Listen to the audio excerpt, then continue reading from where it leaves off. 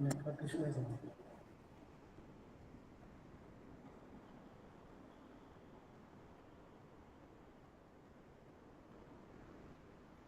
It got disconnected, I think.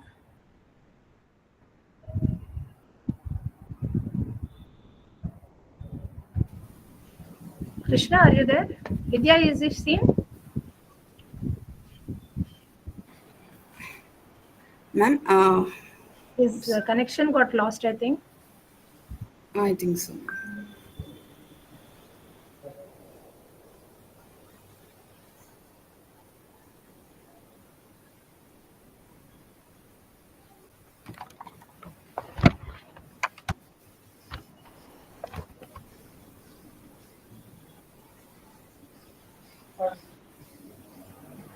Yeah, hello, hello. Sorry for technical disturbance. Hello. Yeah. It's audible, Krishna. You can proceed. Yeah. Professor Chang's research focuses on the intersection of linguistics experience and phonological knowledge, particularly in bilingualism and language acquisition. He has received numerous prestigious grants and fellowships, including the Humboldt Research Fellowship and the Anne Cutler International Visiting Fellowship.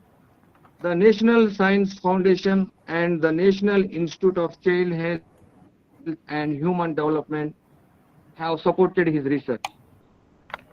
Professor Chang is an associate editor of the journal Second Language Research and a faculty advisor to the Boston University Conference on Language Development. His commitment to research and education is evident through his mentors and active engagement in academic communities. Today, we are privileged to have Dr. Chang share his insights and aspects of bilingual speech and bilingual development at the Department of Linguistics, Osmania University. Please join me in welcoming Professor Charles D. Chang. Please welcome, sir. Thank you, Krishna. Now the session is open to you, Dr. Chang. You can start. Great. Thanks so much for inviting me to this talk. And I will do my best to try to make it as relevant and as helpful to people working on language. So I am going to try to stay on time. So I may or may not get to the second part of what I have planned, but we'll see how far we get. So the two things tonight are bilingual speech and bilingual development. So I'll start by talking a little bit about bilingual development, and then time permitting, we'll talk a little bit about bilingual speech. So I'll start with just some background on the specific aspect of bilingual development we'll be discussing today, which is emotion words. And then I'll talk about an empirical study that has tried to understand how emotion words develop in the context of bilingualism in comparison to monolingualism. And then if we have time, we'll talk a little bit about bilingual speech, in particular the context of alcohol intoxication, as Dr. Swathi mentioned. Okay, so let's get started. We're going to talk about emotion word competency in the first part, and by this I mean, or one reason why we want to talk about this is that the knowledge of words in the vocabulary of a language that are used to talk about emotions, we can think about as a key component of emotional intelligence, which is something that human beings kind of benefit from and need in interpersonal interactions. And emotional intelligence has been defined in various ways, but on this slide I've put a definition from Coleman, which basically refers to this ability to monitor emotions, both one's own and other people's emotions, to discriminate between different types of emotions and name them, and to use emotional information to guide thinking and behavior. So one part of that is going to be the knowledge of words that can be used to talk about emotions. So emotion words have been the subject of a lot of research, and in particular, the ratings of like the so-called valence of emotion words, whether they're positive or negative. These have been used in many kind of empirical studies of how these words develop to examine how much children know about these special types of words. And so in one study, so there have been many studies, but one study, relatively recent study, showed that when you compare children acquiring German and adult German speakers, where the children are 9 years old, at that point in time, there seems to be little or no difference between those children and the adults in terms of how they rate the positive or negative nature of various emotion words, which kind of suggests the conclusion that at least by age 9, German learning children, they are pretty close to adult-like, if not already adult-like, in terms of how they perceive the positive or negative nature of words that are used to talk about emotions. So by age 9, it seems like German learning kids have already kind of gotten this.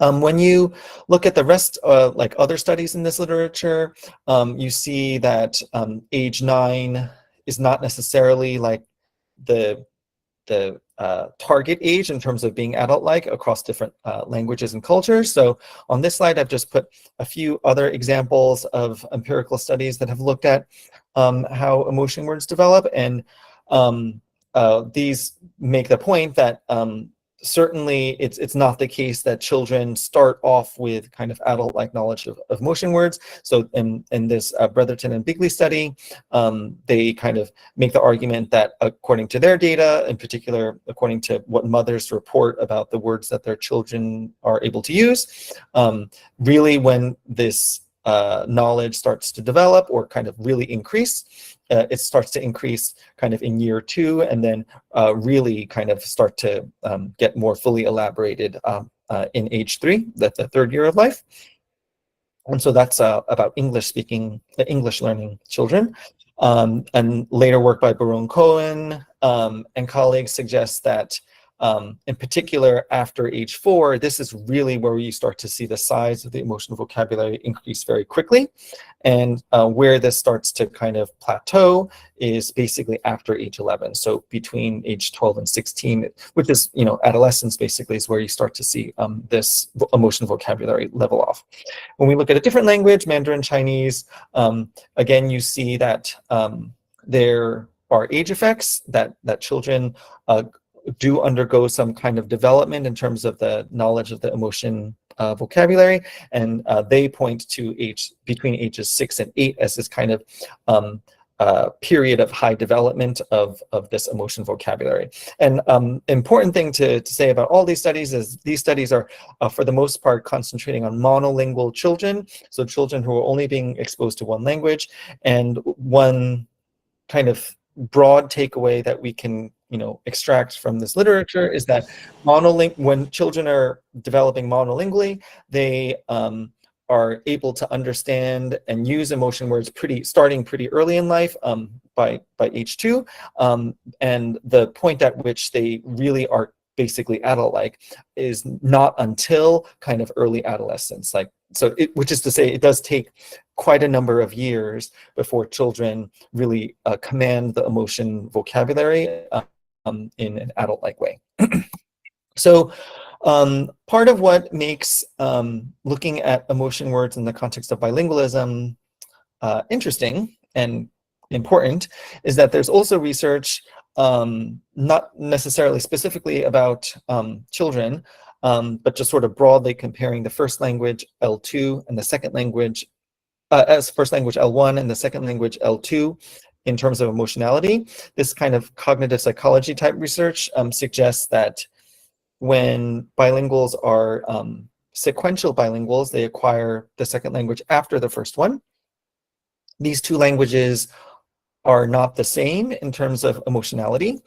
And in particular, there seems to be kind of a reduced kind of vividness or kind of emotionality to the words that one acquires in a later learned language. So that has been used to argue by researchers such as Catherine Caldwell-Harris that there's something special about a language that's acquired early in life, and there the argument is that, you know, when you are acquiring your native language, you're also developing other things like your emotion regulation systems, and so that co-development of words in your first language and also your emotion regulation systems results in this kind of tight connection of those vocabulary items in your first language with the brain's emotional system,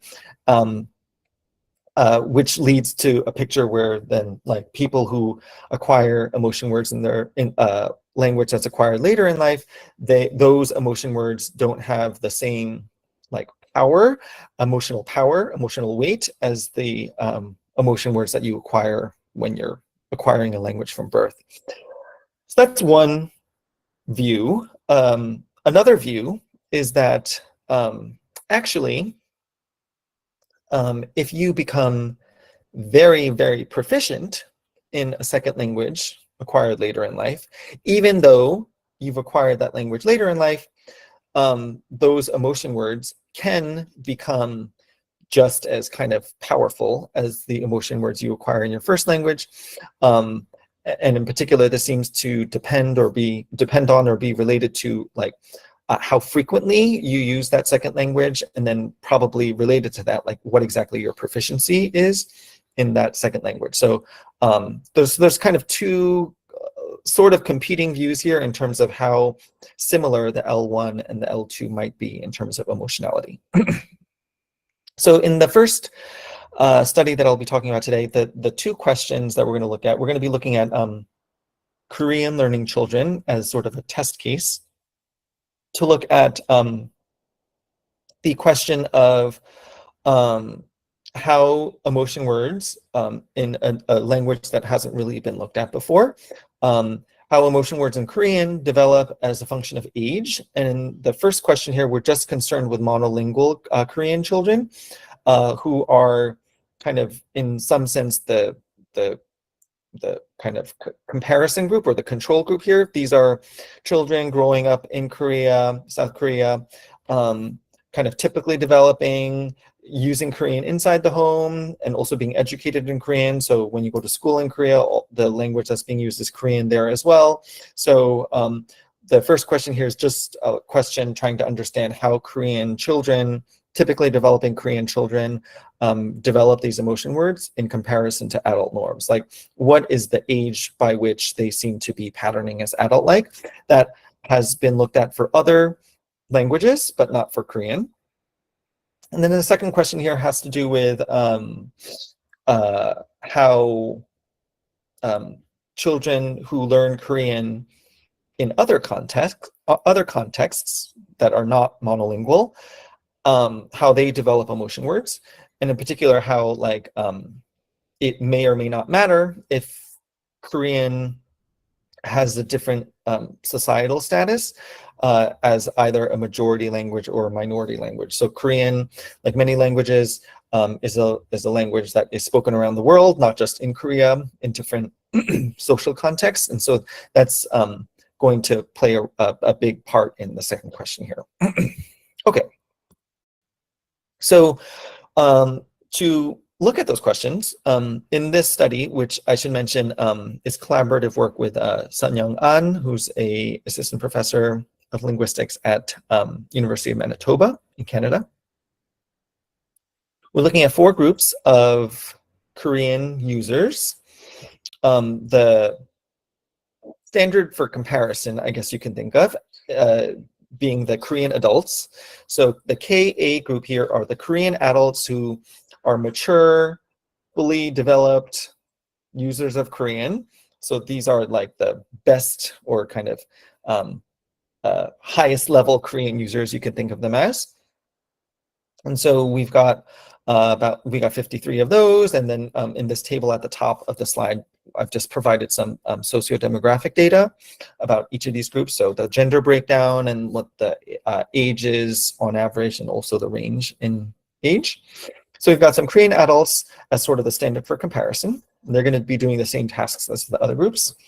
And then the first research question, to address the first research question, we're going to look at Korean children who are typically developing monolingually using Korean inside and outside of the home. So this is going to be the KC group, the Korean children group.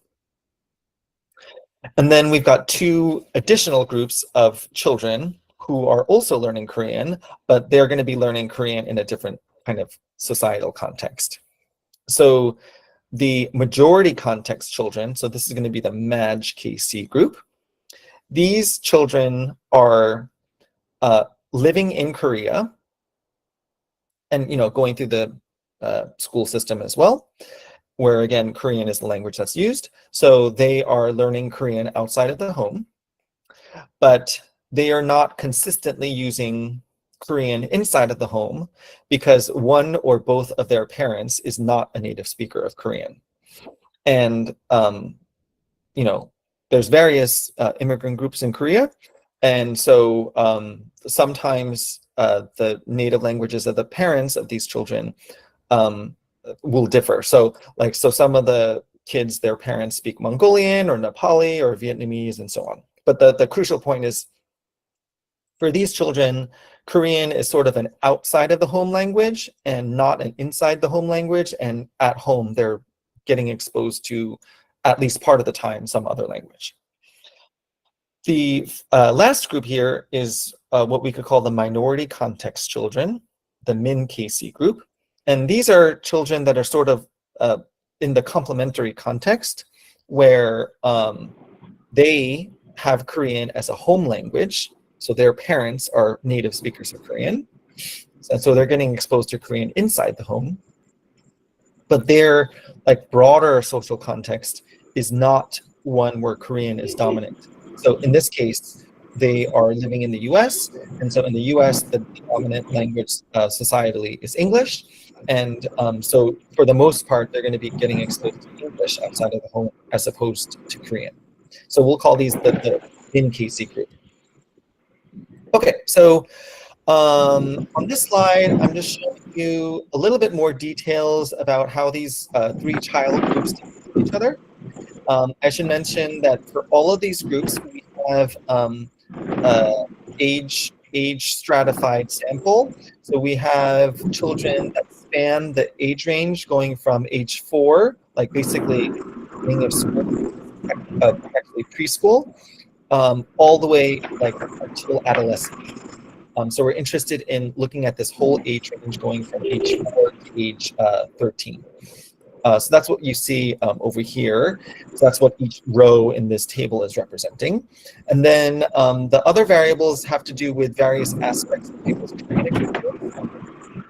So the first column here, Korean home, is just reporting like what proportion of the group reported via questionnaire data that they are someone for whom Korean is the primary language at home. And so as you can see, 100% of the KC group says that Korean is the language that they use at home. 100% of the Min KC group also says that they use Korean at home. But for the Maj KC group, as consistent with what I was saying earlier, it's mixed. And sometimes the people say that Korean is used at home, and sometimes they say that it's basically not used at home.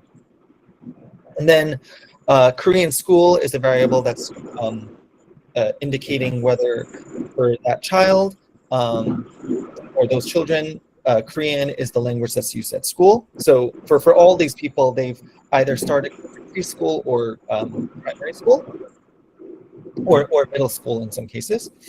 And so the KC group here and the MAJ KC group here, because they are the groups that are living in Korea, as you can see, they are ones for whom the school language is Korean. Whereas for the Min KC group, for the most part, these are people who are not going to school in Korean. Like occasionally you do see some people reporting that Korean is a school language because they might actually be going to a special school, or they might be going to some sort of supplementary school in addition to English school, where Korean is the language of instruction. And then next column here just indicates a measure of like how much experience, exposure people report on average. So kind of like on average throughout the day, like what proportion of their language exposure is in Korean as opposed to some other language. And, you know, so for the KC group, this is kind of blanked out because for them, it's safe to say that it's basically 100%. Whereas for the MAJ KC group, you can see that the numbers are actually pretty high, but they're under 100%. And the Min KC group, for them, the numbers are not 0, but they're lower than 100. And for the most part, with a couple of exceptions, they're actually lower, you might see, than the age-matched group in the MAJ KC group. And then the next column here indicates the same kind of judgment, but what proportion of the day people are using Korean as opposed to some other language. And so again, here you see that the MAJ KC group often, not always, but often, is using Korean more than the Min KC group. And that follows from essentially them going to school in Korean. The last column here has to do with a standardized proficiency metric from a test called the REV-T.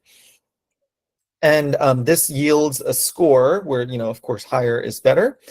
And the basic takeaway from this data is that well, first of all, as the children get older, their Korean proficiency increases. So, you know, for the KC group, you see that like their scores on this Korean test are going up, as you would expect.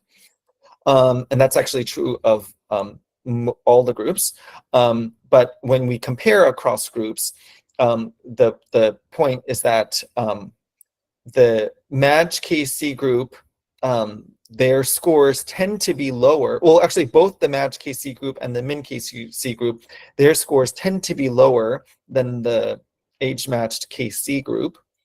And comparing the MAJ KC and the Min KC group, at later ages, the Min KC group is getting lower scores than the MAJ KC group. And, you know, that is also not surprising because at that point, only the MAJ KC group is going to school in Korean. Okay, so that's just to give you a picture of like what these groups, like what kind of children are in these groups. Okay, so what we did in this study was to basically test people's knowledge of emotion words using a very similar methodology to the studies that I just talked about a few minutes ago. And so what we did to develop the test materials was to kind of pick items from previously used emotion word lists for Korean, and we kind of took out a subset of those items through a vetting process that included like asking experienced Korean teachers when they thought that these particular words tended to be mastered by children at what ages. So what age of acquisition, or AOA. So we basically asked Korean school teachers, oh, for these words, like when do you generally see your students like mastering this word? And so then that gave us an idea of like a range of words that we could expect like 5-year-olds would know some of, but they wouldn't know all of, for example. And so that gave us a pilot set of items, and then we did some pilot testing on some groups of Korean, typically developing monolingual Korean children, ages 5, 6, and 11. And then after that pilot testing, we took a look at the data and then took out the 61 items that did the best, that seemed most reliable, and then we took out those items to balance the valence groups. So we didn't want just like positive emotion words, for example. So we took out the items to have a balance of positive or negative and so on. And then we also wanted a balance in terms of like part of speech and how frequent the word is, how long the word was, and again, the ages of acquisition of those words. And so once we had that list, then we got some audio samples of those target items because, you know, of course, at age 4, children may or may not be very comfortable reading. So we wanted to definitely have a test that would not rely on children needing to read to get the target word. So we had some audio stimuli recorded by some Korean adults, and then normalized those, and then made sure that they sounded emotionally neutral. And then that formed our test materials. And I should mention that this is an open access study, so if you're interested in the items and the data, that's all on the Open Science Framework at that URL, if you're interested. So let's take a look at the procedure.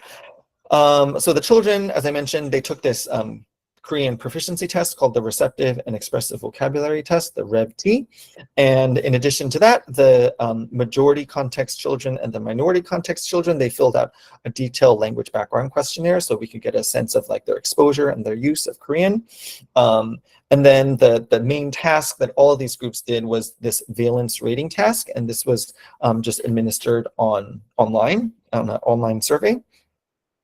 And the basic structure of the each trial is essentially you hear a word and then you see a written question prompt, how positive or negative is this word? And the participant could play the audio again if they wanted to. And they actually could also answer just, I don't know, for every single trial. But if they wanted to give a response, then they would give a response on this valence scale, which was where each step was represented by emojis, so that we didn't need to use like explicit labels for the valence. So it's ranging from like very negative, number 1, the saddest face, all the way to number 7, the most positive, the most happy face. So this provided us a way of trying to get people's valence judgments without forcing them to like know various categories of positivity and negativity. Okay. And I will not talk about the statistics so much, but I'd be happy to talk about that more in the Q&A if people want. But the basic idea is we're analyzing the data from this task in 2 ways. One is in terms of how similar children's valence ratings are to the adult valence ratings.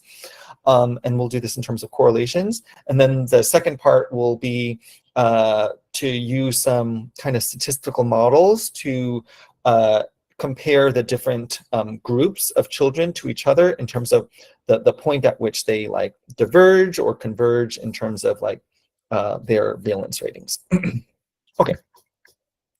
So let's start with how similar the children at various ages are to adults. And on this plot, what I'm showing is the correlation with the overall average adult ratings, so the Korean adult, the KA ratings, where where the higher the correlation is, the more similar those children's ratings are to the adult ratings. And what you see is that overall, oh, and then I should mention that on the x-axis, we've got age. So you can also kind of think of this as like time in development. And we've got the KA group in the red dot here. So this is kind of like you could think of as the target for development. And the 3 child groups are represented in green for the typically developing monolingual Korean child group. And then the blue triangles are the majority context Korean children group. And then the purple triangles are the minority context Korean child group. Okay, so one thing to take away from this plot is that in overall, all of the child groups show this pattern of development from the youngest ages to the older ages of starting further away from the adults and getting closer to adult-like. So it's like a pretty nice pattern of development that we see. And actually overall, all of the child groups show a non-zero correlation, which is to say, even at the youngest ages, there is a correlation with the adult ratings. So even at age 4, children have learned something about emotion words, and that's why they are somewhat correlated with adult ratings. But for the most part, these correlations are increasing over time. By age 11 to 13, the correlations are the highest, and they are high overall. But one thing you will see is that they are not quite at the level of adult ratings. So even by age 13, which is like basically entering adolescence, children still have some more development to go. It is one way to interpret this. Even at age 13, children are not adult-like, and that's actually also true. That's also true for the monolingually developing Korean children. Other major takeaway from this plot is that the lines are not flat. As I mentioned before, they are increasing, which is to say there is an age effect, like some development is happening over time. For definitely the monolingual Korean children, the KC group, as well as the majority context Korean children. But for the min KC group, the purple, the line is a little less clear in terms of sloping up. It's more flat. And that's what comes out in the statistics too, that like there's not a significant age effect for the minority context Korean children. And I'll talk about that more later.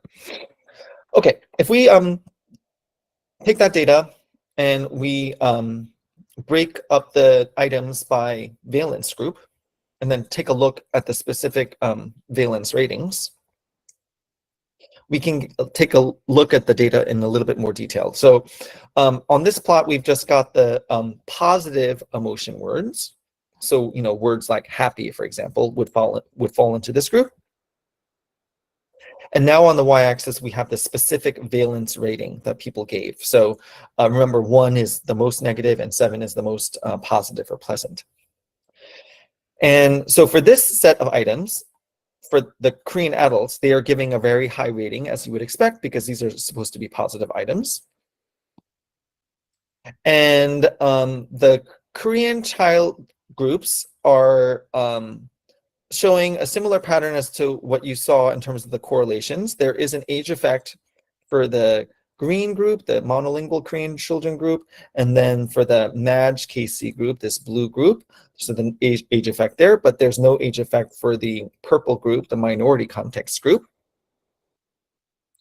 And by the latest age here, so age 13 and 14, the Korean child group, the green group, and the blue group, they're actually adult-like already for the positive emotion words. So like they're basically no different from the Korean adults at this point. For the negative emotion words, things look a little bit different, where so, you know, the Korean adults are rating these lower, as they should, because these are negative emotion words. And you see a downward slope towards the adults for, again, the green group, KC group, and the blue group, the majority context Korean child group. So those lines are statistically sloping a little bit more downwards. But for the purple group, the minority context group, again, there's no age effect. The line is more or less flat. And so this pattern is echoing essentially what we saw before.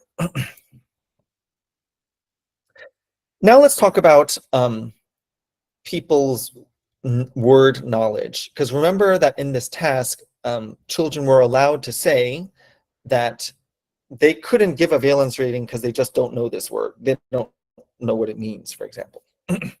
And so on this plot, what I'm showing is the number of items where the participant said, I don't know this yet.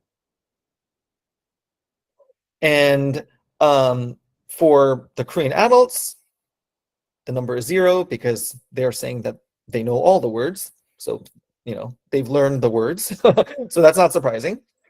Korean children, all the Korean child groups start off not knowing all the words. And remember, we made the materials on purpose like that because we wanted to make sure that the stimulus set was kind of difficult enough for these children.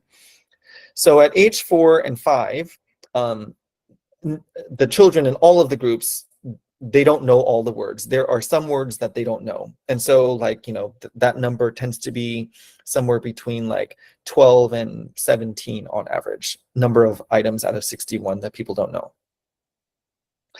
But you see for two of these groups, the monolingual child group, green, and the majority context bilingual group, blue, there is again this downward slope. So there's an age effect on their emotion word knowledge. The number of items they don't know decreases over time, which is to say they start to learn more of those words.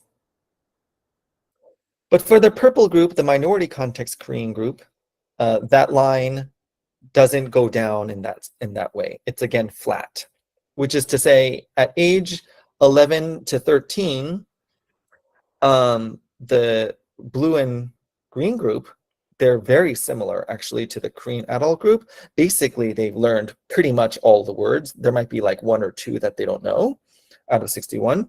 But for the minority context Korean child group, even at that age, there's quite a lot of words, like almost like 8 on average out of 61 that they don't know. And so you see this divergence between the minority context group and the other two groups. So what does that mean? Circling back to our research questions here. So remember that the first question here was basically how Korean emotion words develop in monolingually developing Korean children who are typically developing. Basically, it seems like they are learning over time. There are these age effects that you see, and they are becoming gradually more and more adult-like. But even at ages 11 to 13, there's still some differences between these monolingually developing Korean children and adults. So essentially, it's consistent with a lot of the results that we saw before on other languages. There is, kind of an increase over time, and they're starting like around age 11 or so. There's like kind of a flattening out of this age effect.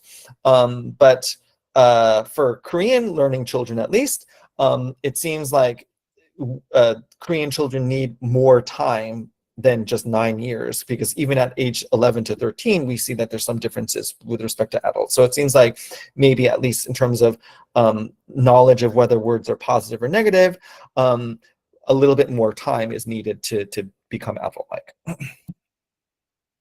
Second question here had to do with this monolingual versus bilingual comparison, in particular in respect to societal context. So remember that we looked at two contexts, and the pattern of results here suggests that there is this important and like significant effect of societal context, because these groups do not all look the same, these groups of children. Even though the majority context group does not necessarily start off looking exactly like the monolingual Korean child group, importantly, in many of those plots, basically, you saw them patterning similarly.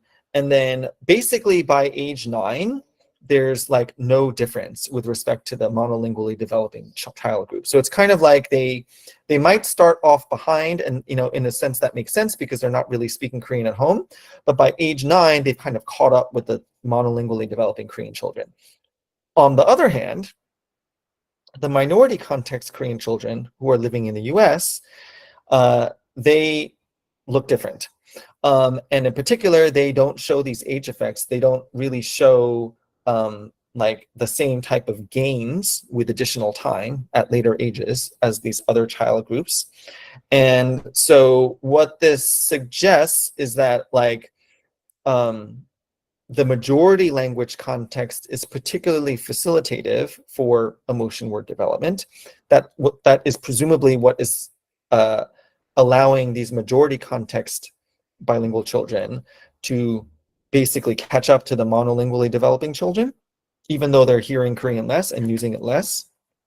So maybe that's because, given that they're going to school for so much of the day, that's increasing their frequency of using the language, and that might be like kind of helping to increase their proficiency. Whereas the minority language context seems to like not be helping as much.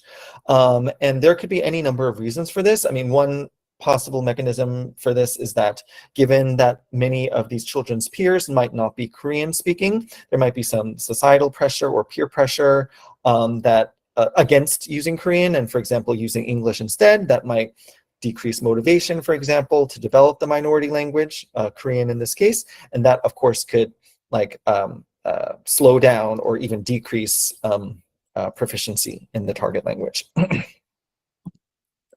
So yeah, those are the basic results. And of course, I want to point out some limitations of this work. One thing, for example, is that we don't have a perfectly balanced sample across all of the ages. And in particular for the oldest age band of Korean monolingual children, so the age 11 to 13 band, one of the reasons we combined aged 11, 12, and 13 is because we didn't have that many 12-year-olds or 13-year-olds. So, you know, for like only one child in the age 13 band, doesn't really make sense to have one band just for one child. So that's kind of why we combined age 11, 12, and 13. So this is all to say that there's definitely room for future research, because we'd certainly like to see or be able to separate out age 11, 12, and 13, see if there's like any difference in there that is interesting. So of course we could arrive at different conclusions if we were to collect data from more 12-year-olds and 13-year-olds. The main takeaway though is that consistent with prior research, basically what we could say is that the emotion lexicon, it develops certainly dramatically during these early school years, and at or around age 11, in our case, probably even a little after 11 is where we start to see like this plateauing or kind of stabilization of the emotion word lexicon, particularly in terms of valence perception, knowledge of how positive or negative that word is. Okay, I have a few minutes, so I'm gonna pivot to the second part of what I wanted to talk about. Oh, but before I get to that, I also want to point out that one of the things that this work leads to in terms of future research would be to consider more carefully and in like nuanced ways the way in which bilingual children's emotion word knowledge and their emotion word development, that we could consider that or kind of link it to these broader social factors like societal context, as opposed to just like looking at any individual child's lexicon size, for example, as a kind of micro outcome or like a smaller level outcome that is coming about specifically because of their individual family circumstances, for example. So like, you know, the Korean learning children living in the US, the minority context children, there are systemic reasons why like their Korean exposure and their Korean use tends to differ significantly from the majority context children. And basically we can say that that's because of societal context. Okay, I'm going to pivot now to our last questions and then to the intoxicated speech study. So one thing I want to point out is that the minority context children's results are important because they do suggest that like the minority context renders a given language sort of vulnerable, and that's important to kind of know because it means that without like some sort of deliberate measures, you may not be able to maintain that language. So in this case, you know, we'd want to know more about like after age 11 to 13, for example, what do the minority context child's emotion words look like? Does it continue to stay flat and not get closer to adult-like? Or does it maybe not even just stay flat, but kind of even fall, like where kids start to forget even emotion words or like the valence quality? And so related to that, we'd want to know, you know, after we know what happens after age 11 to 13, what are some things that we could do to either promote the minority context children's emotion word knowledge, or and also what are factors that we should be aware of that seem to, for example, decrease further or like prevent further development in emotion words. Okay, I'm going to pivot now to the second study, which I'll try to be brief on because I know we're running close to time now.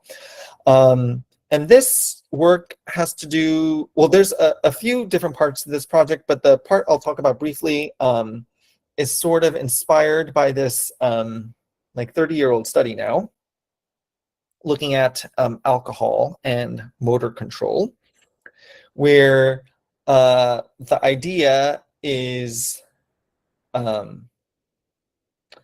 the study is motivated by the idea that, you know, if you become intoxicated, that might decrease your motor control, make you like less able to hit a target.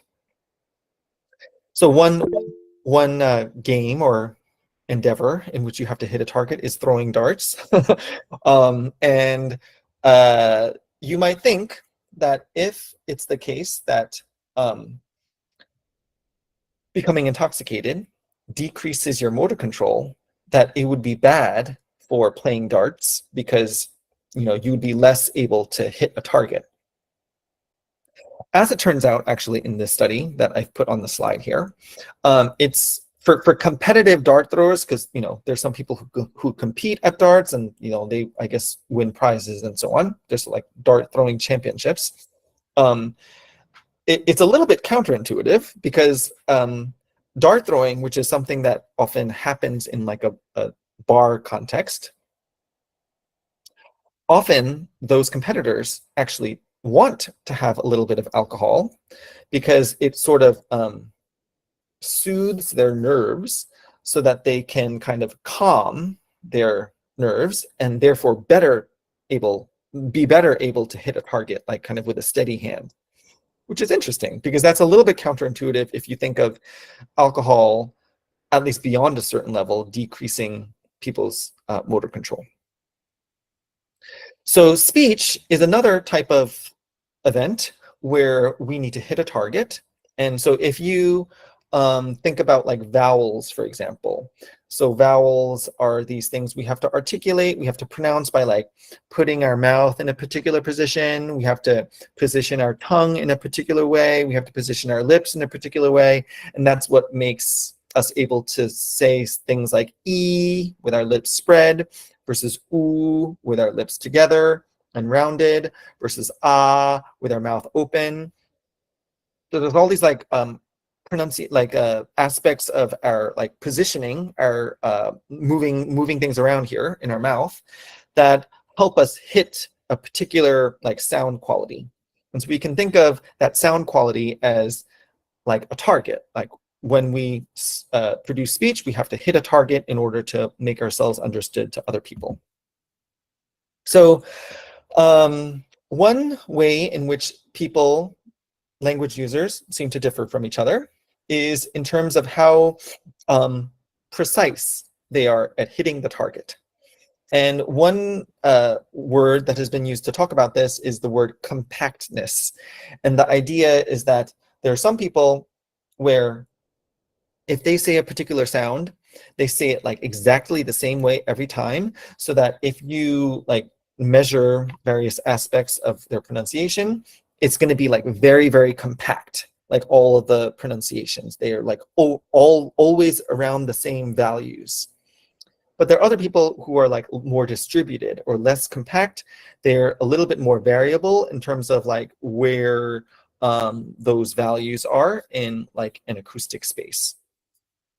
So that's one reason why kind of looking at a speech production study, especially in the context of like a condition that actually might increase people's variability, like alcohol intoxication, is potentially insightful because it can tell us a little bit about how these individual differences might change in kind of different circumstances of using language.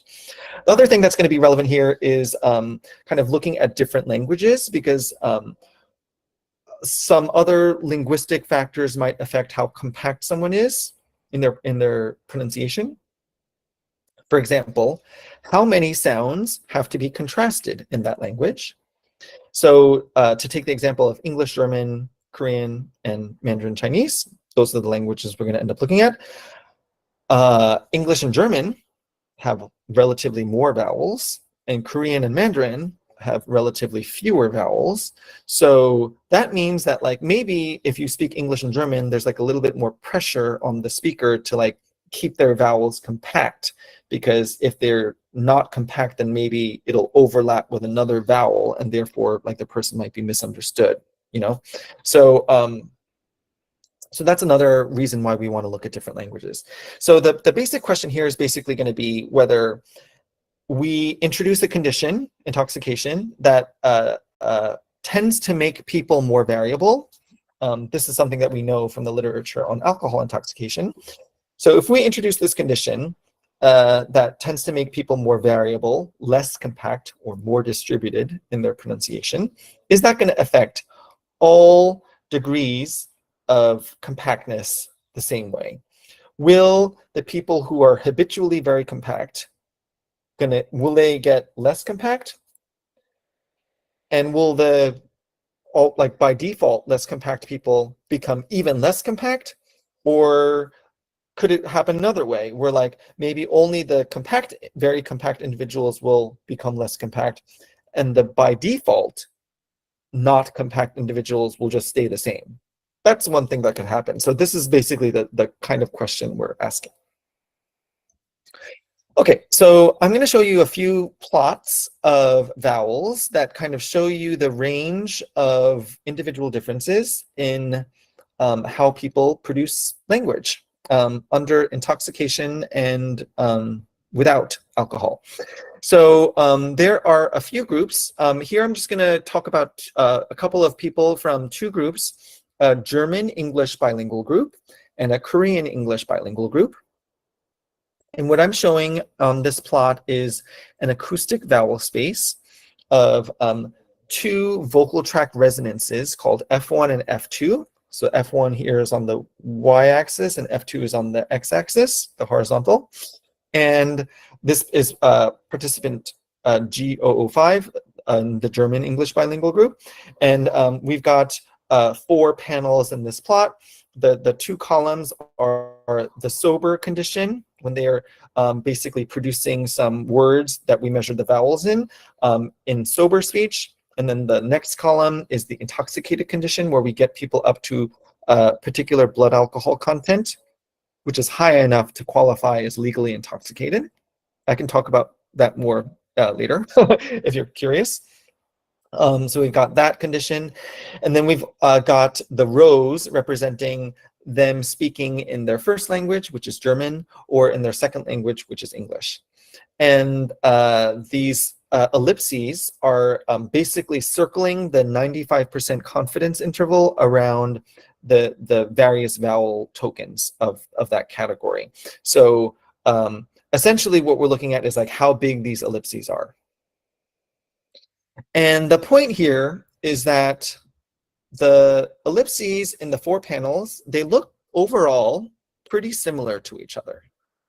If you look carefully, comparing the sober and intoxicated conditions, and you look for the vowels that are the same, so like this pink ellipse is for one vowel, that is this vowel in the intoxicated condition for that same language, and you see that that ellipse is bigger in the intoxicated condition.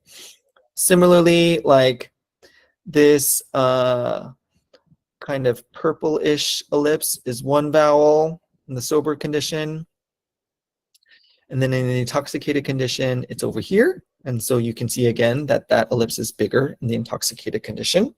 If you keep doing this, like comparing side by side, what you will see is that there is actually this tendency, as we expected, for people's vowels to become less compact or more distributed in the intoxicated condition. So that's nice, because we hypothesized that that would happen. But what happens is the same thing in all languages. So it doesn't matter whether the person is speaking in their native language or their non-native language, we see the same effect. So it's not like, for example, that getting intoxicated only affects the native language or it only affects the non-native language. It affects all the languages. And that is true regardless of whether the person by nature is a pretty compact participant or speaker, or, like I'll show you right now, is a less compact person. So this was the more compact person. This is an example of a less compact person. And so as you see in the sober condition, and I should mention that the scales of these figures are the same. So like we can directly actually compare these two pictures because the space is the same. And this person, as you can see, all the ellipses are bigger than the previous person.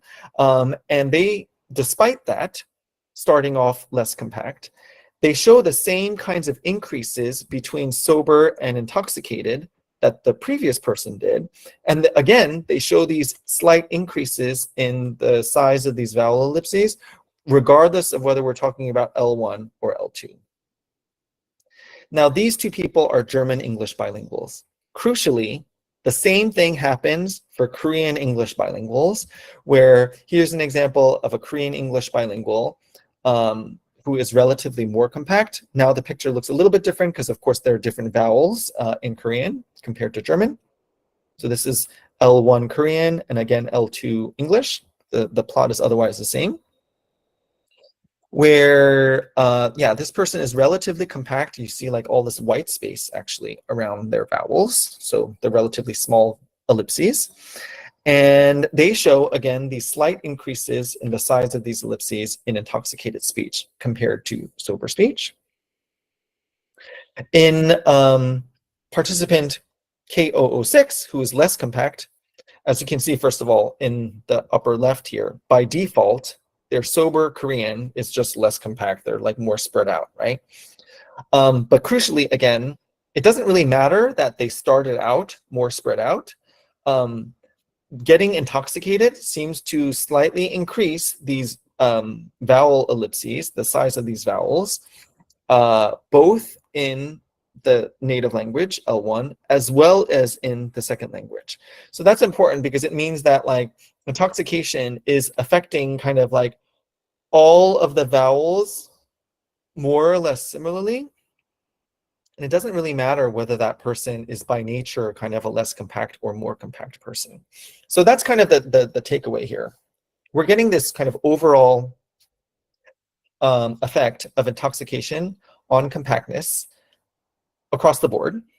Bilinguals who start off with more compact vowels, they show this intoxication effect where the vowels get a little bit less compact, but it's not like a crazy effect. If they started off with more compact vowels, their vowels while intoxicated stay relatively compact, even if compared to themselves, they are a little bit bigger.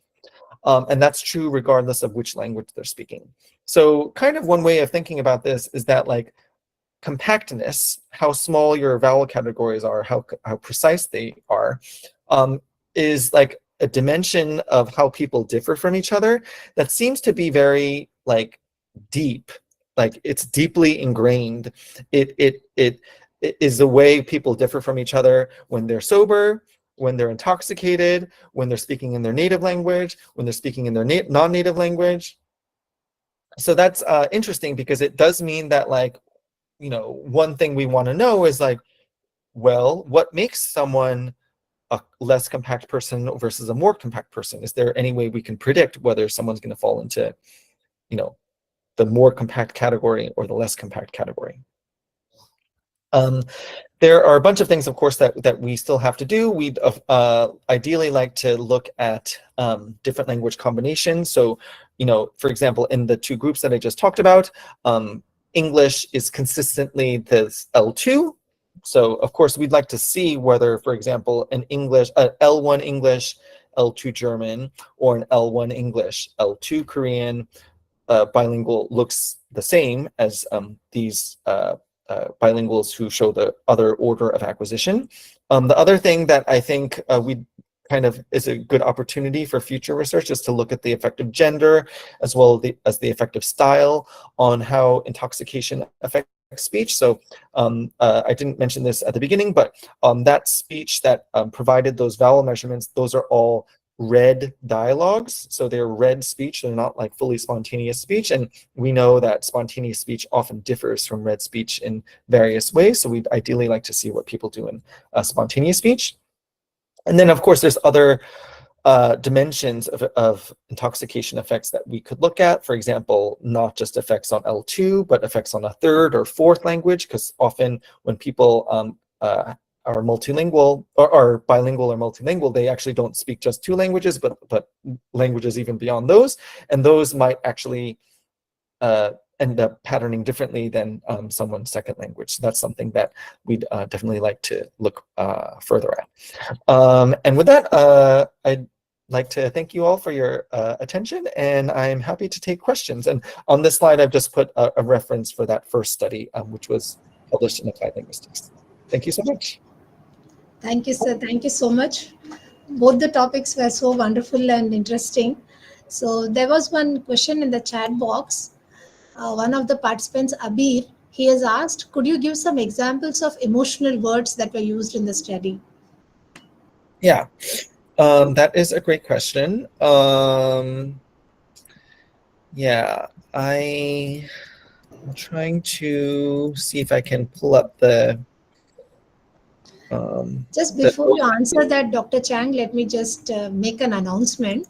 Sure. Dear participants, we have shared Google link in the chat box, so you people can fill the feedback form, and we are also providing you e-certificate.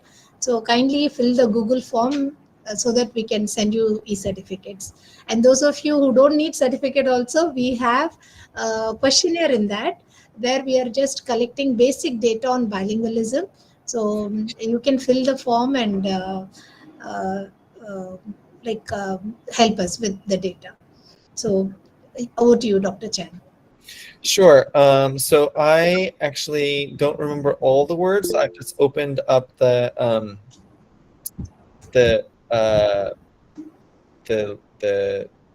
OSF archive for the materials. So I'm going to actually go ahead and try to share this. So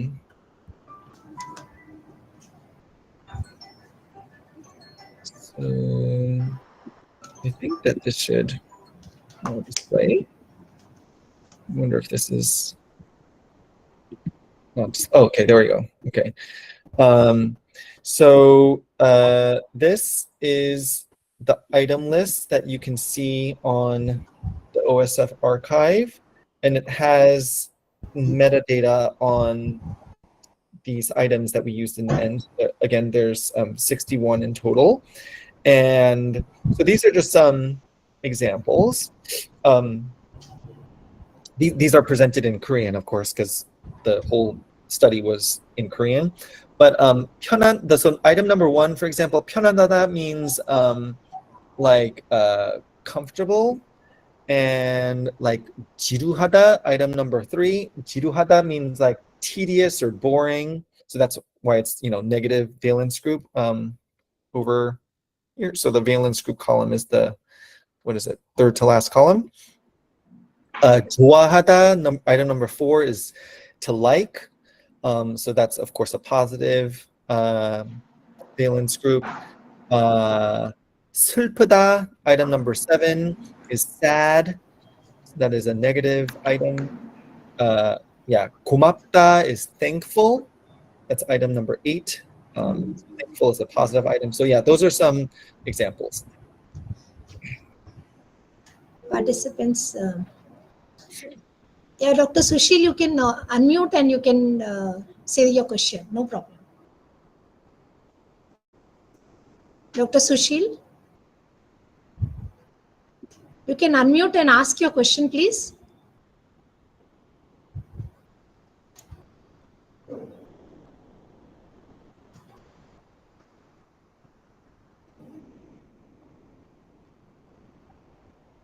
Yeah. So in the meantime, I was just wondering, have you done this work on consonants also, sir? Because we have the preciseness or the compactness. I also wanted to know if precise articulation and compact articulation are different.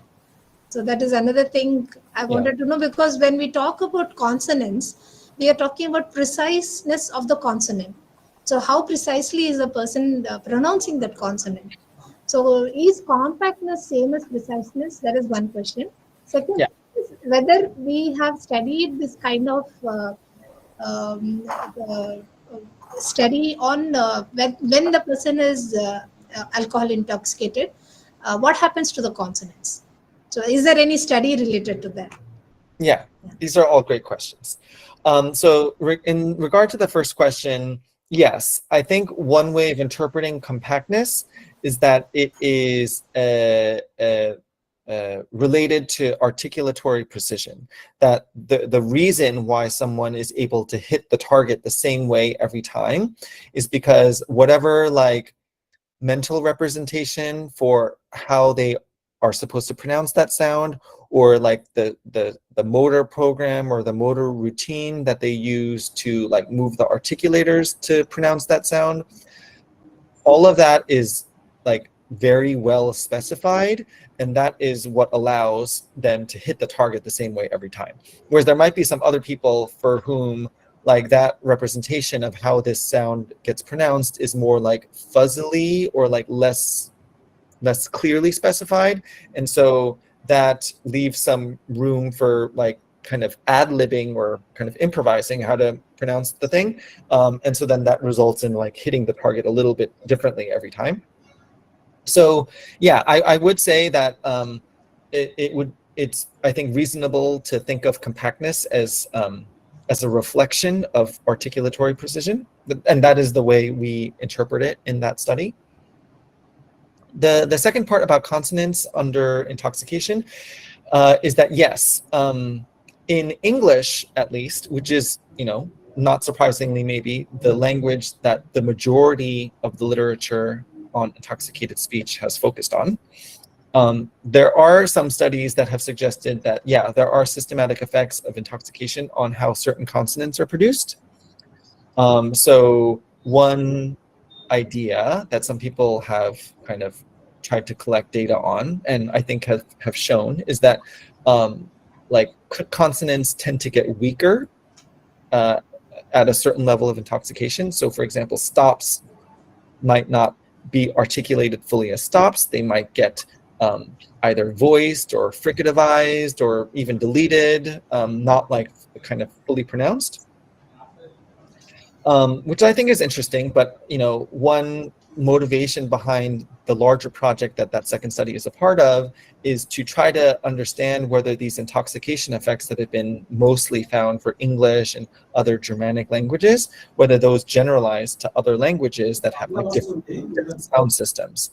And so like one thing that would be interesting to look at and that we're trying to collect data on now is whether like languages that, for example, have like a systematic rule of like consonant weakening, whether they might not show, for example, that intoxication effect on consonant weakening that English might show, because like that language already contains some like systematic pattern of weakening that could therefore like inhibit that type of change. So that's one thing that is a future direction. Yeah.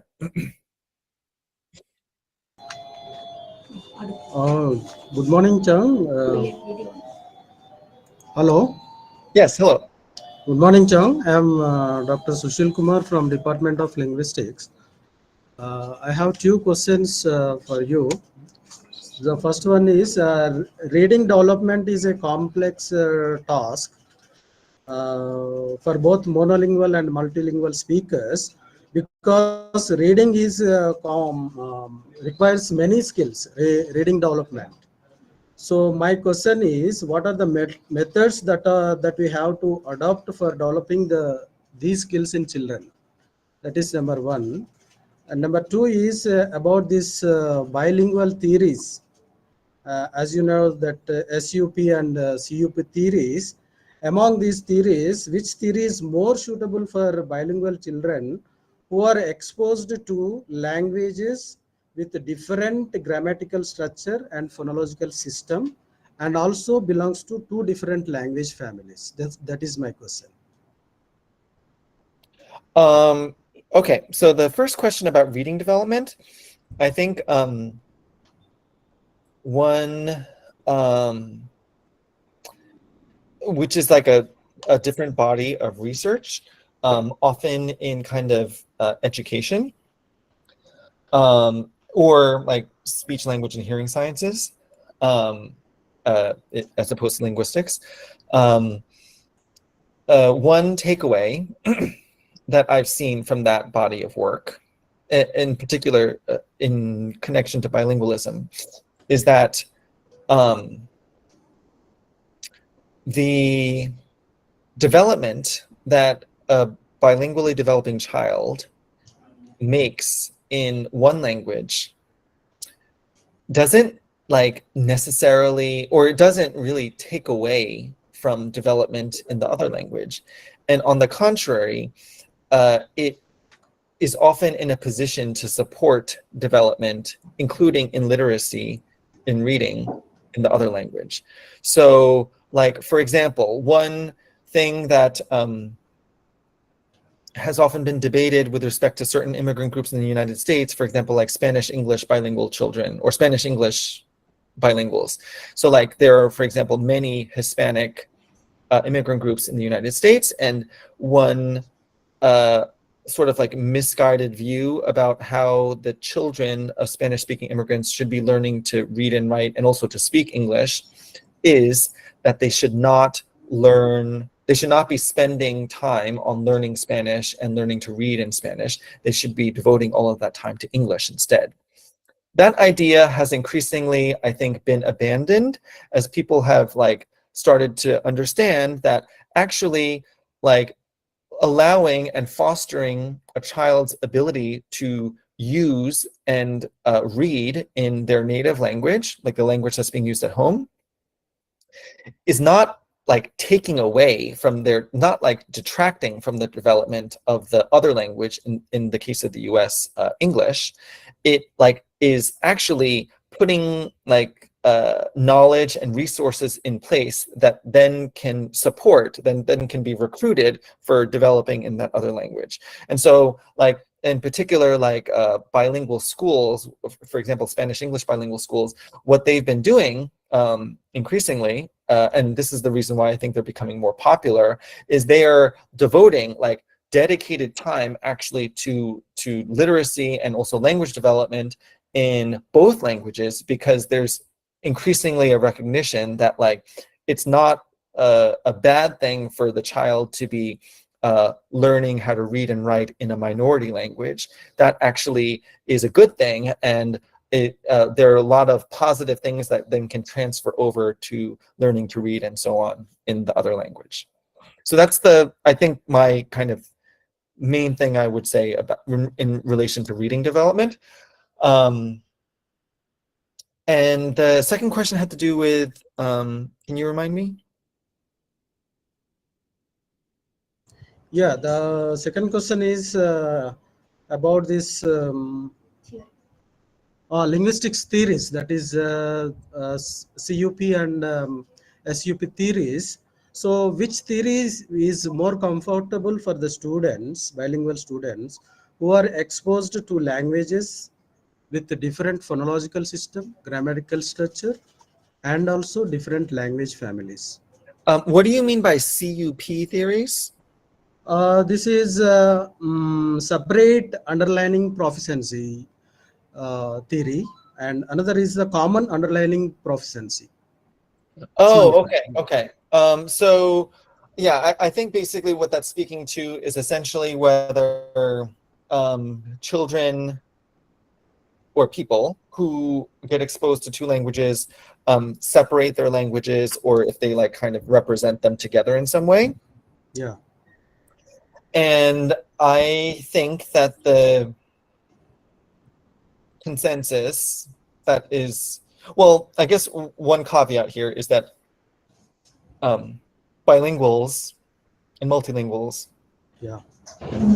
vary from each other in many ways. The diversity of what it means to be bilingual is vast. people become bilingual in lots of different ways. They use their two languages differently. They mix them to different degrees. Some bilinguals keep them separate. Some mix the two languages. So that all said, you know, there's a whole diversity of bilingual experiences. That all said, I'd say overall, when we look at this research about bilinguals, and in particular bilingualism later in life, I think it's safe to say that by and large, bilinguals do not fully separate their languages. It's overwhelmingly the case when you look at the literature on bilinguals that there is evidence that there is some level of interaction between the two language systems. They are not completely separate. In a way that makes sense, and it's not like a bad thing.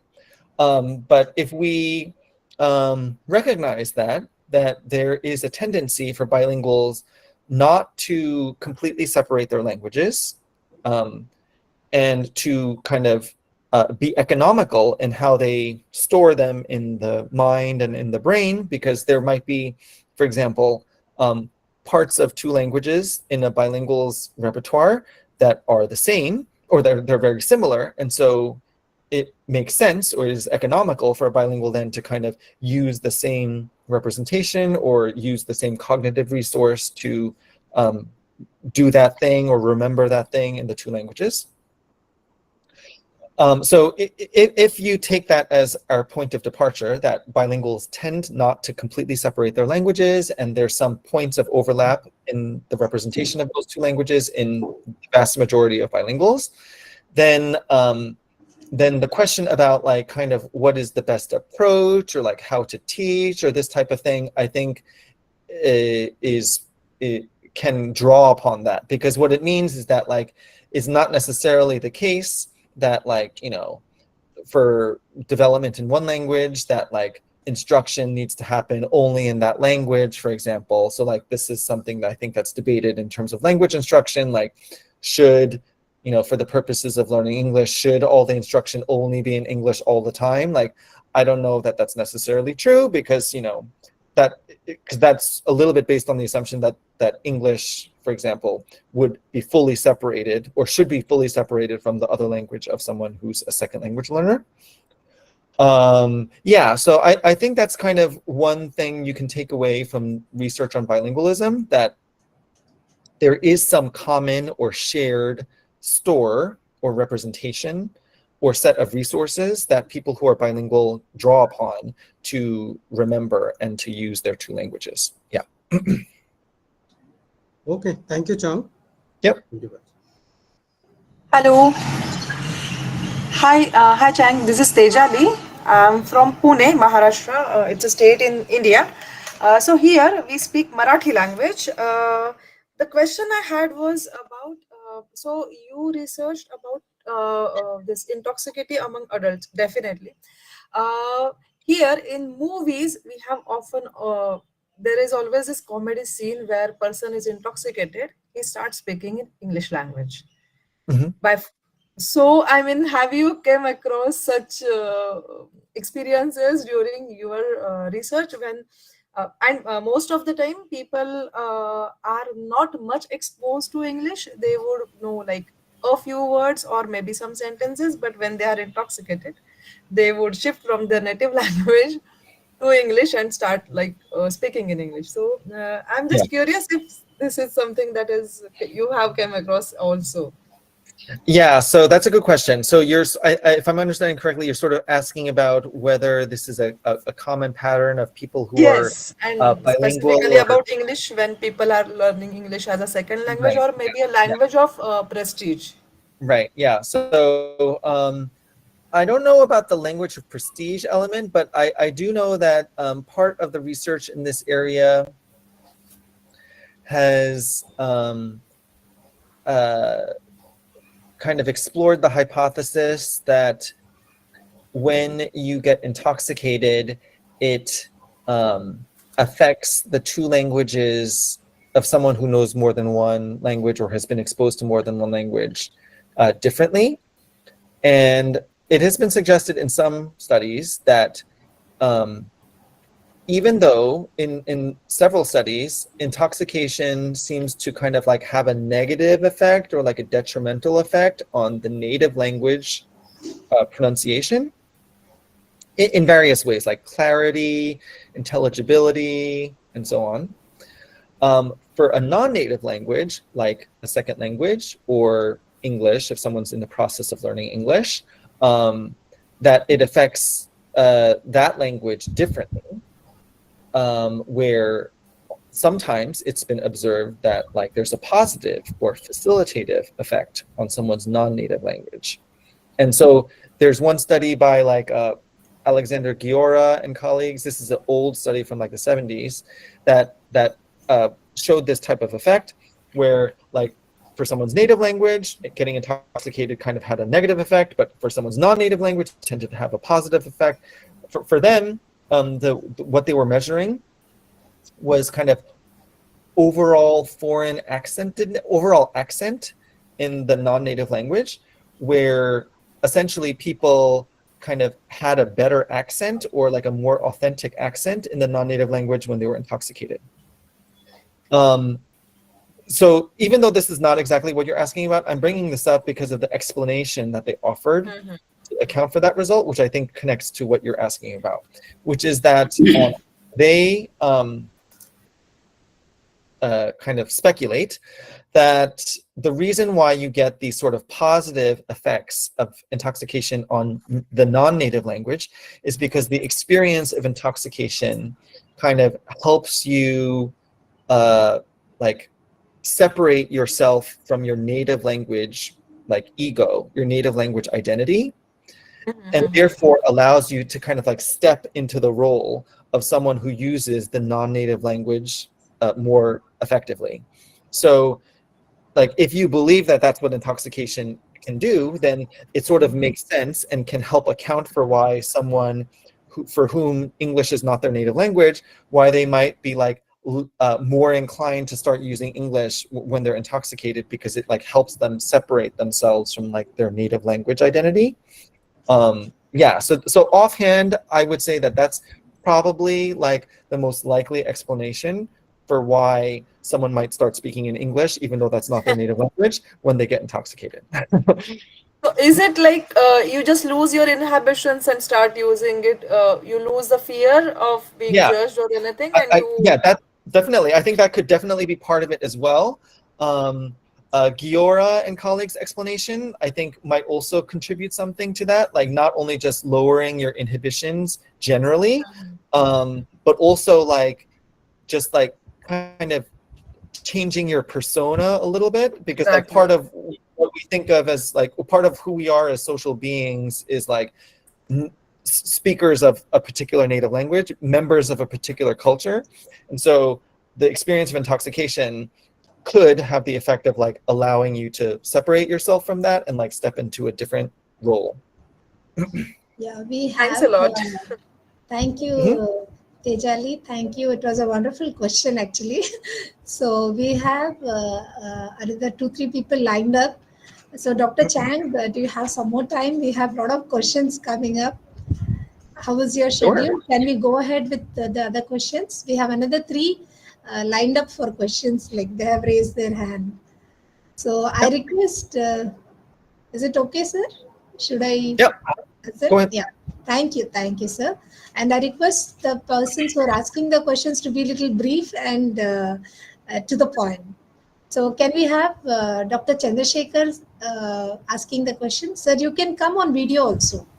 There's no problem.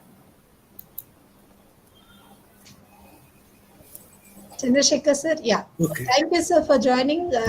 For introduction to Dr. Chang, Professor Chandrasekhar is from our Telugu University, which they have done a lot of work on Telugu language. So, sir has a question to ask. Sir, you can go ahead and ask the question. Okay, madam. I have shared some more information about myself. I am the student of the Linguistics Department of Osmania University also. I am proud of it. Professor Charles, can you clarify me about my doubt? What is the role of bilingualism and multilingualism in translation as well as the interpretation? Can a bilingual or multilingual can translate and interpret in all aspects and in all contexts? Is it one and the same? Bilingualism and the translation is one and the same or different? If so, in what aspects? Probably like sir is asking how bilingual person is translating. So is he translating better A role of bilingualism in translation or in interpretation, translation? or interpretation also. Okay, so yeah, so I guess one thing that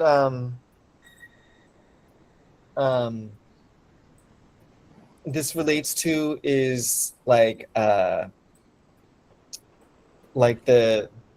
state of activation of the languages in the mind of a bilingual. So one thing that like psycholinguists talk about with bilinguals is that the way those languages at any moment in time are like made ready in the mind might be different moment to moment. So, you know, people who know more than one language, there might be some contexts in which like they're speaking to people who only know one language, and so they're going to kind of like deactivate or reduce the activation of the language that's not going to be relevant. And so that's what's called like monolingual mode.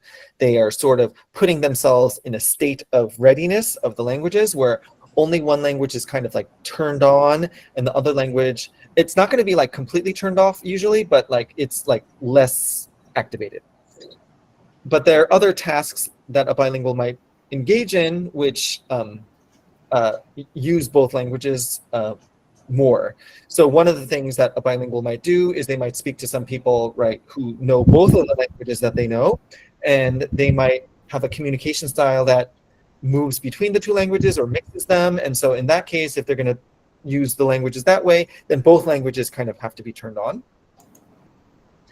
One of the tasks that kind of I think you're alluding to is the task of not like mixing languages, but like rapidly going between the two. So like translation or interpretation. So the case of translation, so first of all, I guess I should distinguish between these. And interpretation, I interpret to be two different things. So like translation, I might like read a text, for example, that is in one language, and then I might like take some time and think about how I would like express this in the other language, and then like I might take some time and then write it out in the other language, not like quickly, but like considering what the best words would be and so on and so forth. So in that case, I think probably people are still in some sort of bilingual mode where both languages are activated, but maybe not quite equal. In the case of interpretation, or in particular simultaneous interpretation, where like a bilingual who's a spoken language bilingual, they're hearing something and then they're essentially immediately pretty much like saying it in the other language. This is what we can think of as like one of the very few tasks that bilinguals who are specially trained might engage in that require both languages to be like maximally activated, like the most bilingual mode a bilingual could be in. And that is a very special circumstance that is not common. And if you go to like an event or a conference or whatever where there are like interpreters, and like, you know, often they're wearing headsets or something like this so that like they can hear what the speaker is saying and then like say it immediately. They can't do it for very long because like often there need to be multiple interpreters, and like one person might do it for like 15 minutes and then they might switch or like take a break. And the reason why is because at least I'm not a simultaneous interpreter, but what I understand from talking to them and also reading a little bit about this is that task of simultaneously interpreting and being in bilingual mode, like both languages maximally activated, is cognitively taxing. It's like actually, it takes a lot of like mental energy, and it's very tiring. Yeah, so I guess I'd say that's kind of the way in which simultaneous interpreting would fit into kind of the range of ways in which a bilingual could use one or both of their languages, and that is like a pretty special circumstance that not all bilinguals would be comfortable with, and typically they have to be kind of trained in, and that they can't do for very long because it's cognitively taxing. Yeah. I don't know if that addressed the question. Thank you, sir. Thank you. Yeah. Thank you, sir. Can we have Rajesh Tulsidas to ask the question? And kindly introduce yourself, because just in one line. Sure, ma'am. Am I audible? Yes, yes. Is it required that I should switch on my video because I'm at home? Is it okay if I say audio only, please? Yeah, that's fine. Thank you. Good afternoon to all. And this is Rajesh Tulsidas. I'm working as a faculty with SRM ISC Chennai. And I'm a student of Telugu University, Hyderabad. I'm a student of Telugu University. I did my post-graduation there in English language teaching. And currently I'm pursuing my doctorate from Annamala University. My research area is child language acquisition with emphasis on infant-directed speech. So I'm focusing on infant-directed speech as a way of child language acquisition.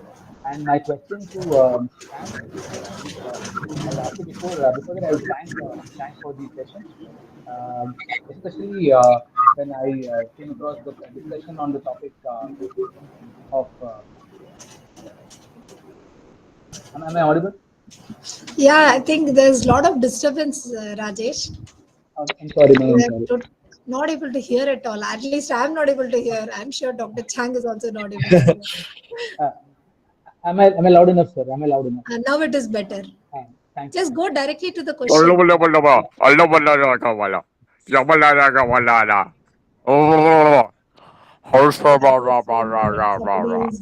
It is not me, sorry.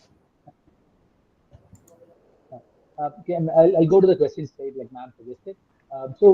This infant-directed speech is what I'm researching about, and I would like to know your insight about this infant-directed speech of multilingual children. Because I'm just researching on children of who speak one language, who are exposed to one language. But in the context of multilingualism, how do you look at this concept of infant-directed speech?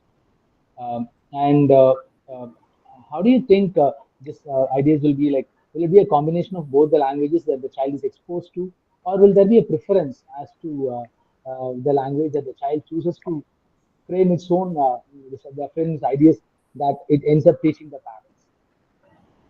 And maybe I'm going a little So fast. basically what I understood is, like, he's asking whether if two languages are being exposed to the child, how the child is picking up the language, isn't it? The preference part, because the difference in infant, picking up.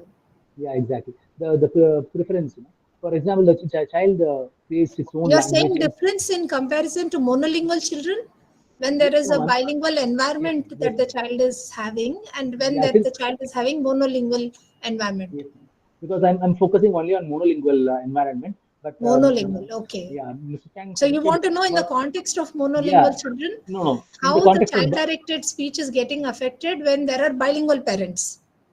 Then it becomes a bilingual environment, right? So in that case, what will be the preference of the child? Will the child choose one language over the other? You're asking how the child picks up if he is exposed to bilingual speech.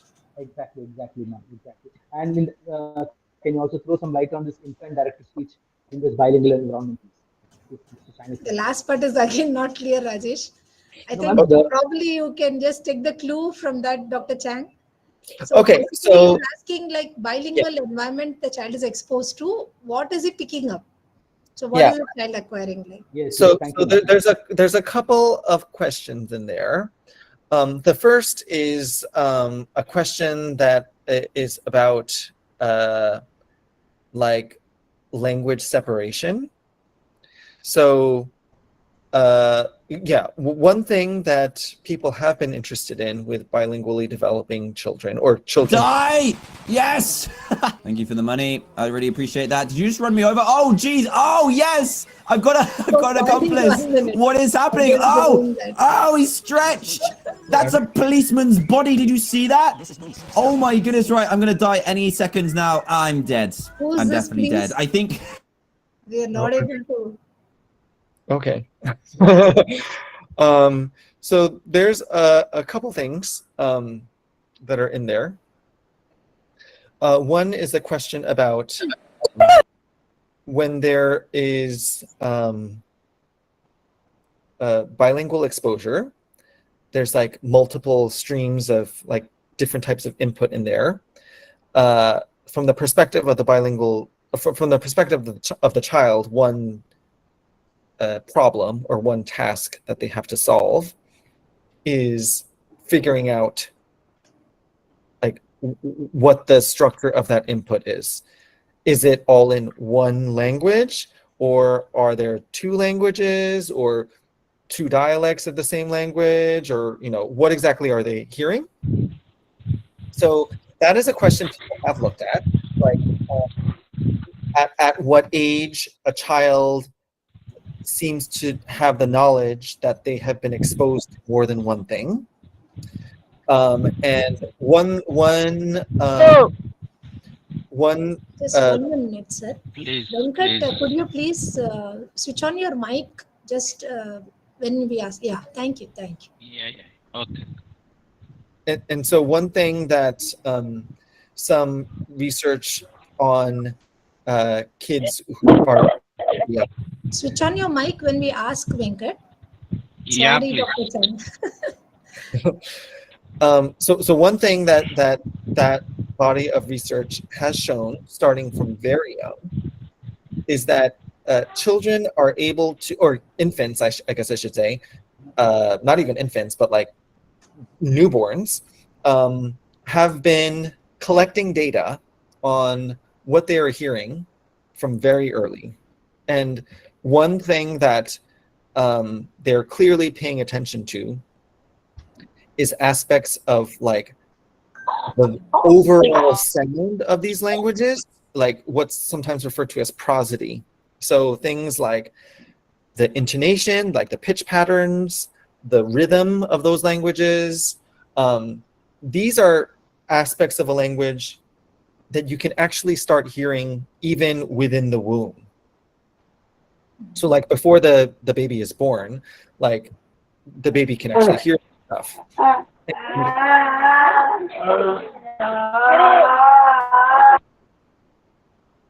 So there's some research that has found that children, that newborns who were exposed to two languages that belong to different like rhythm classes, that like they sound different from each other, these languages, when they are born, it is clear that they have like the ability to sort these languages into separate categories, because like they've already developed like a familiarity with the idea that, oh, there's like these two categories of languages that sound different from each other. And of course, they don't know words in these languages yet, but that's important because it means that like even like, within the womb, even before birth, like infants are like have the ability to, and they are using some like clues. Why is this person doing this? I think we have to remove him. Please remove Ramchandran from this meeting. The organizers, please remove him. I did it, ma'am, just now. Just remove him. That's all. So organizers are Yeah, they have doing done it it. well. Please. Put them on silent mode because Yeah, they are doing I've something removed him, ma'am. nonsense. I've removed him. Yeah. Yes, sir. Mute other persons. Somebody. Oh. Yeah. Okay. Over. Just sir is finishing. Thank you.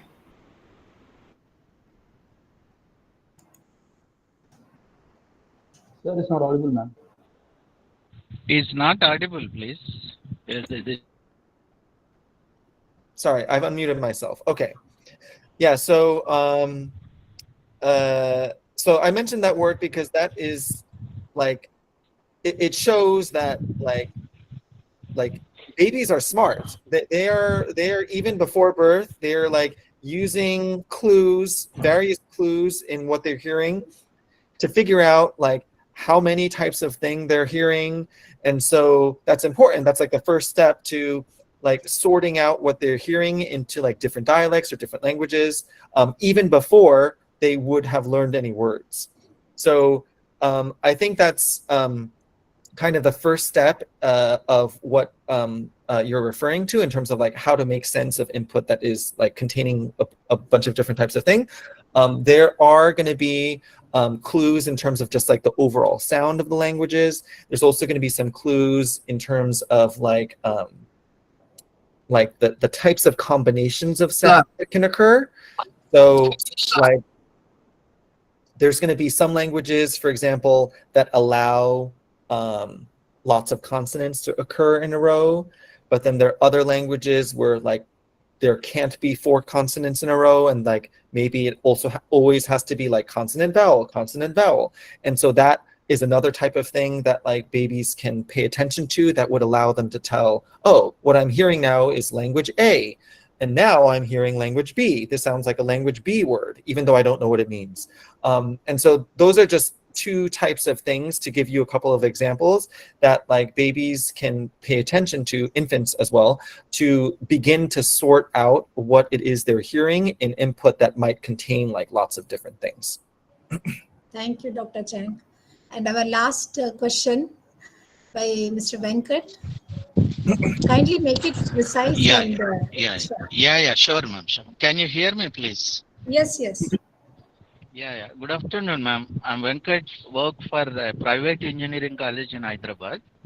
My question in the context of Indian education system, you know pretty well about NEP 2020. As per the new education policy, the school education of every child should be in his or her mother tongue.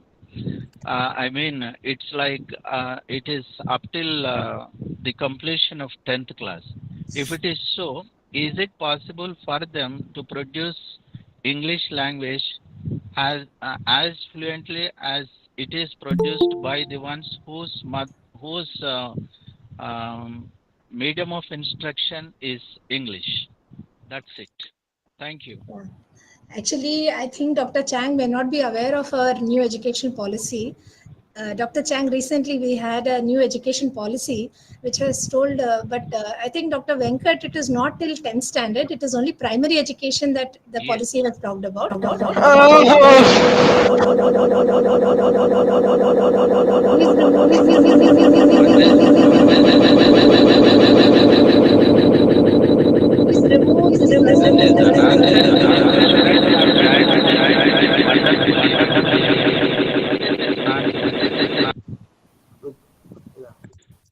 Nowadays, I think it is showing cyber something. I don't know from where that person is coming. They don't know the value of speakers who come from Exactly. faraway places. I don't know. We I should really respect can't them. understand. This is the first time this is happening for us. Okay. I Anyway, think so the thing is, we'll have to discuss it in another forum, I think. And it is very late for Dr. Chang. I think I go on to Dr. Balu to say the formal vote of thanks. We'll complete, we'll wind up. Very sorry, Dr. Chang. It has extended so much. We didn't expect that so many questions will be there. And you have been really patient to answer all the questions. Yeah, over to you, Yeah. Dr. Balu. Yeah, really, we thank him because he gave us a very nice talk on this language aspects. Thank you, Dr. Charles. Good afternoon, one and all. It gives me immense pleasure to propose the formal vote of thanks. Department of Linguistics, University College of Arts and Social Science, Osmania University, organizing international webinar on aspect of bilingual speech and bilingual development. I would like to thank Professor Charles B. Chang, Director of the Phonetics and Acquisition Multilingualism Lab, Boston University, USA. Today, our chief guest, Professor K. Tilrao sir, Principal, University College of Arts and Sciences, Osmania University. Thanks for its participation for gracing the occasion. Same time, we thank our guest of honor, Professor Kalak Sultana Madam, Dean Faculty of Arts, University College of Arts and Sciences, Osmania University, for joining this program. We thank the head of the department, Dr.C.S.Swathi Madam, for organizing this wonderful webinar. I thank my colleague and CDOS, Dr.K.Susheel Kumar Garu, for participating in this program. I thank my colleagues from other department of Osmania University and other universities for participating in this webinar. I also thank everything inventory. scholar Money, it's going to mean money from for our 20. Okay, department blah blah blah. Money and food. for Okay, we're buying attending food too. this Okay. webinar. I What was also that? thank Right. So Ravindra, let's go out here and Department of explore the Linguistics. town. Thank you, Damn. Okay. thank you so much. Thank you, one and all. Thank you, sir. Thank you. Dr. Balu, for the wonderful vote of thanks. So thank you, Dr. Chang, for everything. Thank you, all the participants. We have shared the link. I hope all of you have given your feedback, and we'll be giving you e-certificate soon. Thank you, Dr. Chang. Thank you, everyone. Thank you so much, sir. Thank you, sir. Thanks a lot. My pleasure. Thanks for having me. Thank you, sir. Thank you. Thank you, Professor Chang. It was an honor, sir. Thank you.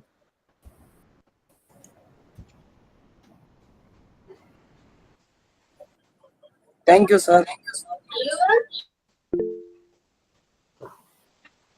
Okay.